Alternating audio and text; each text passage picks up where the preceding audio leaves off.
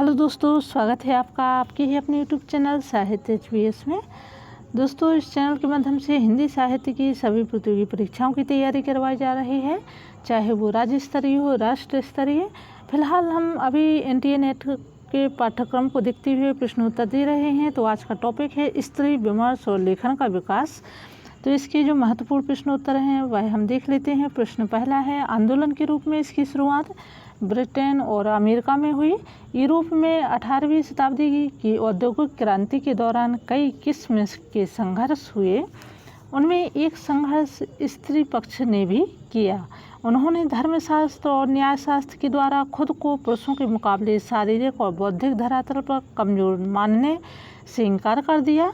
उन्हें फ्रांसीसी क्रांति के 1792 ईस्वी में हुई आंदोलन ने रास्ता दिखाया। यहाँ किस आंदोलन की ओर संकेत किया गया है?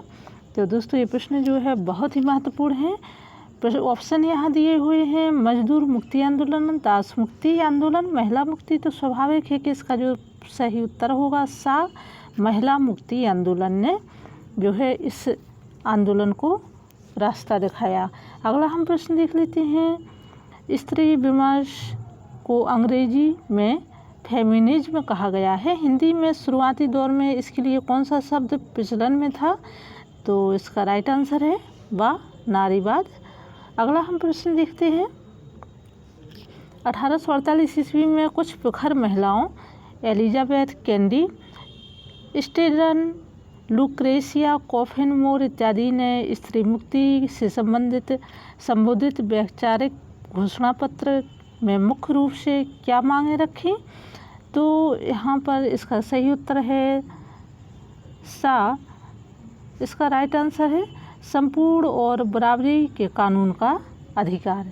सा इसका राइट आंसर है, संपूर्ण और बराबरी के कानून का अधिकार। हम अगला प्रश्न देख लेते हैं, स्त्री को बराबरी का हक देने वाले आंदोलन पूरे यूरोप में फैल गया, लेकिन असली सफलता 1920 में जाकर मिली जब।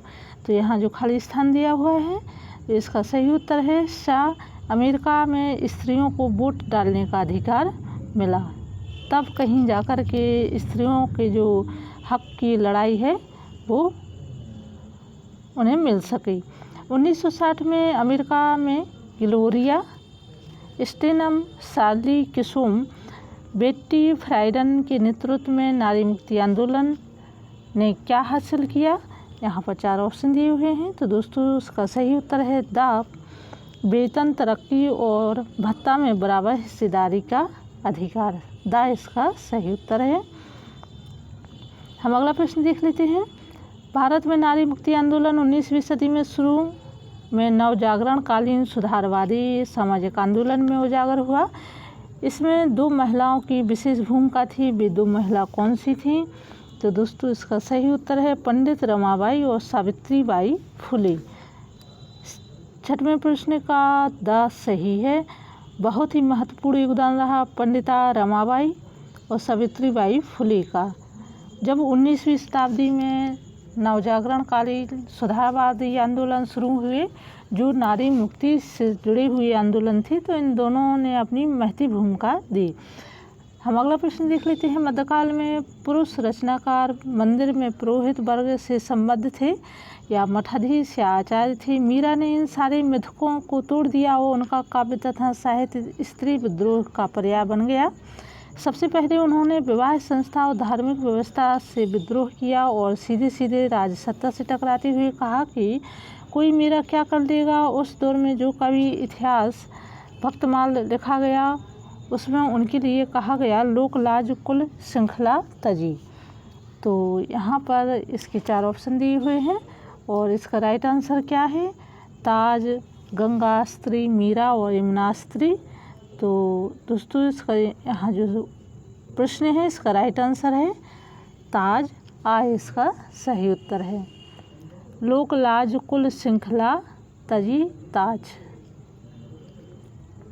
अगला हम प्रश्न देखते हैं, मीरा के बाद बड़ी रचनाकार के रूप में अकबर की पत्नी, यहाँ खाली स्थान दिया है, उभरती हैं। वह मुस्लिम थी और बादशाह की पत्नी थी, फिर भी उन्होंने कृष्ण प्रेम में बदनामी की परवाह भी नहीं की। उन्होंने साफ साफ कहा, हाँ हो तुर्कानी हिंदवानी है रहूँगी मैं। इतना बड़ा जोखिम एक विद्रोही स्त्री ही उठा सकती है। तो यहाँ इसका जो है बेताज ताज जोधाबाई मुमताज़, तो इसका सही उत्तर है वा ताज। इसका भी यहाँ पर जो राइट आंसर है वह ताज आएगा।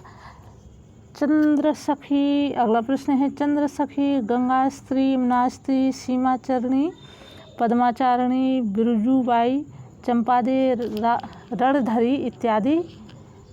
और यहाँ प्रश्न दिया है कि कहाँ से हैं, राजस्थान, लखनऊ, गुजरात, कानपुर।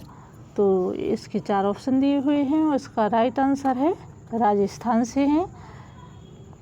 आज इसका सही उत्तर है। हम अगला प्रश्न देख लेते हैं। रीतिकाल में पहली बड़ी स्त्री रचनाकार, और यहाँ खाली स्थान दिया हुआ है, थी वह एक रंगरेजन थी और उनकी काव्य प्रतिभा से प्रभावित होकर ब्राह्मण कुल में जन्मे आलम मुस्लिम हो गए। उनका महत्व इसलिए है कि उन्होंने इस रीतिवादी दौर में विशुद्ध प्रेम की कविताएं लिखीं। तो दोस्तों इसका सही उत्तर क्या है, रीतिकालीन जो कवित्री थी उनका नाम था शेख, और शेख जो हैं इन्होंने ही यह रंगरेजन थी और आलम से इनका विवाह हुआ था।